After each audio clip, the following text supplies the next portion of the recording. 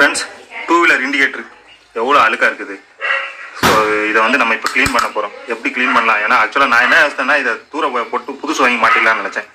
அப்புறம் திடீர்னு யோசனை வந்தது, ஏன் இதை நம்ம வாஷ் பண்ணி பார்க்கக்கூடாதா, க்ளீன் பண்ணி பார்க்கக்கூடாதா அப்படின்னு நினச்சேன்.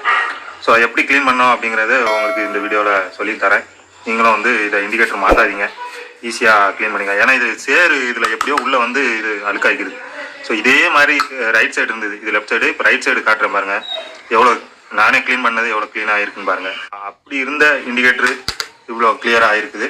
ஸோ இதுக்கு வந்து ஸ்க்ரூ வந்து எங்கே இருக்குன்னா கீழே இருக்குது, அடிப்பாகத்தில் இந்த இடத்துல இருக்குது.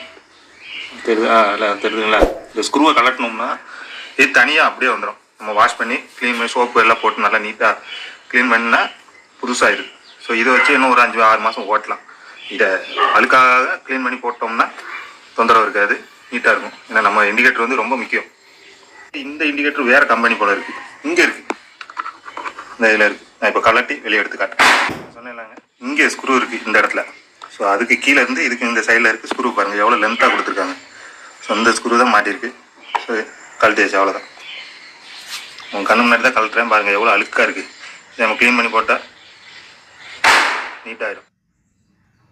அவ்வளோதான், சிம்பிள். இதில் ஒரு ரப்பர் இருக்கும். அந்த ரப்பரு தேஞ்சிருச்சா எங்கே போச்சுன்னு தெரில. அந்த ரப்பர் இருந்ததுன்னா உள்ளே தண்ணி அடிக்காது, சேர் அடிக்காது. மழை சேர் அடித்து இவ்வளோ எப்படி இருக்குது. க்ளீன் பண்ணி எப்படி நீட்டாக இருக்குன்னு காட்டுறேன். ஃப்ரெண்ட்ஸ், எப்படி இருந்தது? எவ்வளோ கிளியராக க்ளீன் பண்ணியாச்சு. ஸோ பல்புமே பாருங்கள் எவ்வளோ சேர் சகதியாக இருந்தது, இப்போ நீட்டாக க்ளீன் பண்ணியாச்சு. ஸோ சிம்பிள் மெத்தட் தான். அதே போல் இதில் ஒரு லாக் இருக்குது. இந்த லாக் இந்த இடத்துல லாக் ஆகும். ஸோ கீழே, ஏன்னா இந்த சைடு ஸ்க்ரூ இல்லை, இந்த சைடு மட்டும் தான் ஸ்க்ரூ இருக்குது. அதனால் அப்படி லாக் கொடுத்துருக்காங்க. நீங்கள் போடும்போது கரெக்டாக லாக்கில் வச்சு இந்த இதில் ஸ்க்ரூ பண்ணிங்கன்னா முடிஞ்சு. நானே ஆக்சுவலாக 4 இண்டிகேட்டரையும் மாற்றி புதுசு போட்டலான்னு நினச்சேன். கிட்டத்தட்ட 500 ரூபாட்ட செலவாயிருக்கும். 500 ரூபாய்க்கு மேலே தான் செலவாயிருக்கும். சிம்பிளாக முடிச்சாச்சு. உங்களுக்கு இது பயனுள்ளதாக இருக்கும்னு நினைக்கிறேன். இந்த ஸ்க்ரூ மட்டும் கரெக்டாக பார்த்துக்கணும். ஸ்க்ரூ கலட்டாமல் தந்தீங்கன்னா உடஞ்சிடும். ஸோ ஸ்க்ரூவை பார்த்து கலத்துங்க.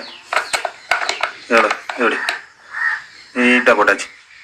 சப்போர்ட் பண்ணுங்கள், உங்கள் நண்பர்களுக்கு ஃபார்வர்ட் பண்ணுங்கள், லைக் பண்ணுங்கள், ஷேர் பண்ணுங்கள், சப்போர்ட் பண்ணுங்கள். நன்றி.